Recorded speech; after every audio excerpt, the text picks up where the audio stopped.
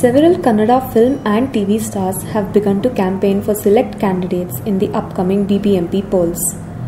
Noted actors Mukhyamantri Chandru, B.C. Patil, Shashi Kumar, Bhavana and Pramila Joshai are some of those who have hit the road.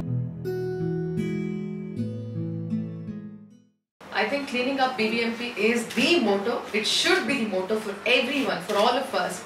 That is only possible if at all we vote for the right candidates and the right party. Interestingly, all the actors have come out in support of the Congress candidates. BJP and JDS have opted to ignore the star power. During their roadshow, the Sandalwood stalwarts slammed BJP's misrule of BBMP and said CM Siddaramaiah has given a scam-free administration.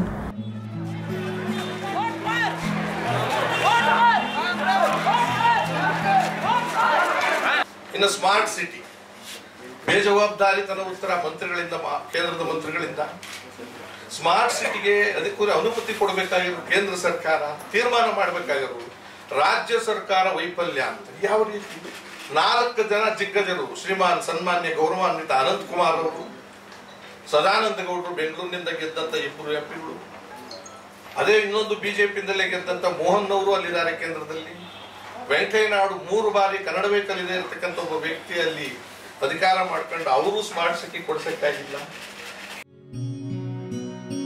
We caught up with a few stars at ward number 88 Jeevan Bhima Nagar. They were campaigning in support of the first-time candidate K.R. Prabhavati, a resident of the ward for 20 years.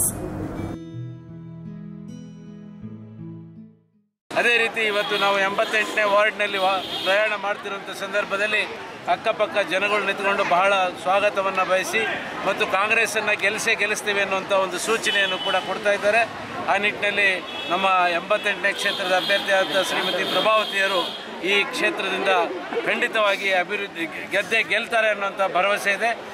ನಿಮ್ಮೆಲ್ಲರೂ ಮುಂದೆ ಕಲಾವಿದರು ಬಂದಿದ್ದಾರೆ, ನೀವೆಲ್ಲರೂ ದಯವಿಟ್ಟು ಪ್ರಭಾವತಿ ಇದ್ದಾರೆ ನಿಮ್ಮ ಅಭ್ಯರ್ಥಿ ಪ್ರಭಾವತಿಗೆ ಹೆಚ್ಚು ಮತ ಗಳಿಸಿ ನೀವೆಲ್ಲರೂ ಅವ್ರನ್ನ ಚುನಾಯಿತರನ್ನಾಗಿ ಮಾಡಬೇಕು ಅಂತ ಕೇಳ್ಕೊಂಡು ಬಂದಿದ್ದೀವಿ ನಾವು. Prabhavati was happy to have the actors in her ward. She said the star campaign would fetch her more votes. Congress ಕಾರ್ಯಕರ್ತರು ತುಂಬ ಚೆನ್ನಾಗಿ ಇಲ್ಲಿ ಸ್ಪಂದಿಸಿ ಅವರವರು ಒಗ್ಗಟ್ಟುಗೂಡಿಸ್ಕೊಂಡು ಕಾರ್ಯಕ್ರಮ ಅವರೇ ಹಮ್ಮಿಕೊಂಡು ನಡೆಸ್ತಿದ್ದಾರೆ.